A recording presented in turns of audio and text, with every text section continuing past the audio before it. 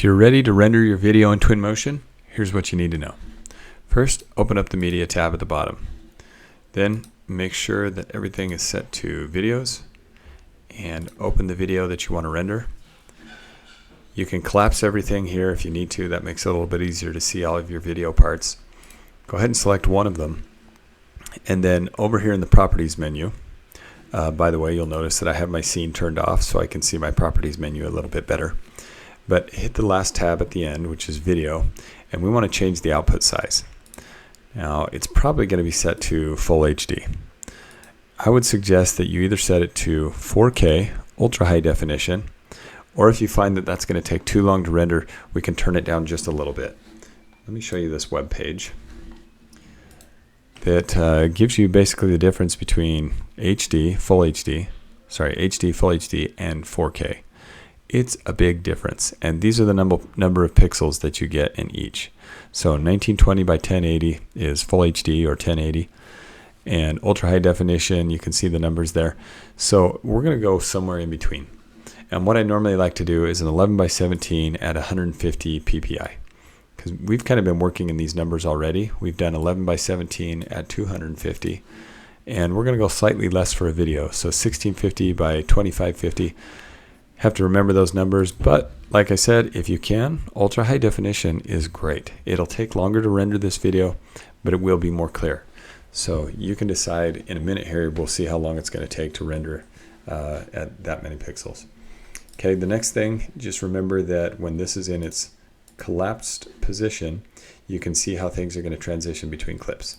So if you want it to fade from black to white, or sorry, fade to black or fade to white, then choose one of those, but it will only do that between these two video parts. So you need to go through and choose whatever you want for the rest of them. Okay, also remember that there are some settings in here, such as fog, where if I go into the properties for the environment and I find the fog, I need to make sure that I just change the density, because fog is now going to be enabled for the entire video. So here I wanted the fog, here I didn't, so I just turned the density down. In all these other video parts and clips, I make sure that the density is turned all the way down, and then I won't have fog showing up where I don't want it to. Also remember, if you want a fancy intro with the blueprint, make sure that you go to Effects. You're going to want to turn this on, Enable, and I think it works best if there's just two little keyframes here, and you go from one of them in blueprint, one of them not, and then it just does a nice gradual effect for that.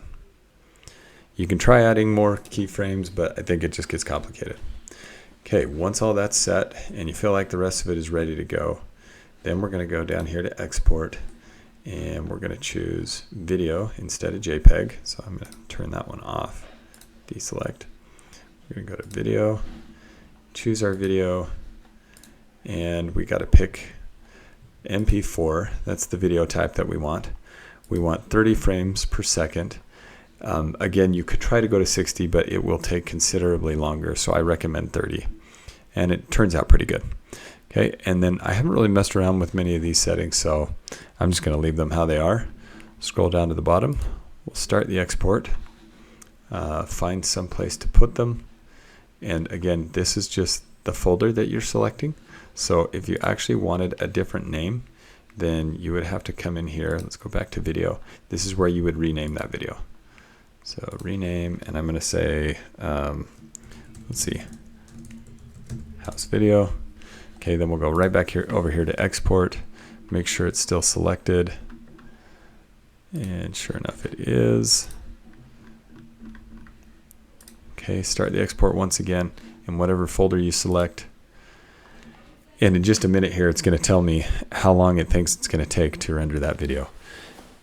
And I'm anxious to see at the Ultra High Definition what it's going to be. This isn't a very long video.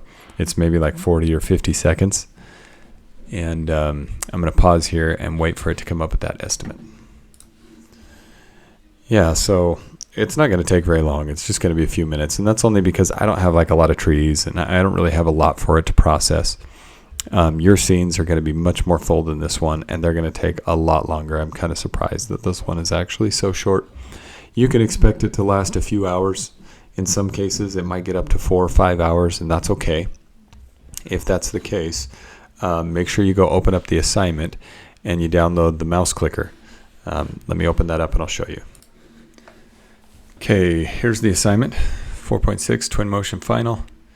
That could change over time. The number could change, but the Twinmotion Final, you want to go and download the free mouse clicker. Make sure that you click where it's telling you to click. There's a lot of like false advertising here, and make sure you click right there. You're going to download this thing and set it up to where it's going to actually click as though a mouse were using the virtual machine, even though you're not there. And you can set it up to click like every minute or every 5 minutes, and you have to do that because if your rendering takes 4 hours, it'll time out if you walk away. And instead, you can have this kind of fooling the machine, making it think that you're there the whole time. If you're in the computer lab and you do need to walk away, just follow the instructions here. Let's see if I can zoom in on this. This is just going to tell you that you want to go to the View tab from the menu up here, or Options, and you want to disconnect but not log off. And then that mouse clicker just keeps clicking even though it's not showing up on the screen in the computer lab. Your session remains open and your rendering should be there after several hours. And there's no guarantee of that, unfortunately. It should be there, but I don't know for sure if it will be. Okay, once that's done, you should have an MP4 file, and you're going to take that MP4 file, and in the next video, I'll show you what to do with it in Clipchamp or some other video editing software so that you can add music.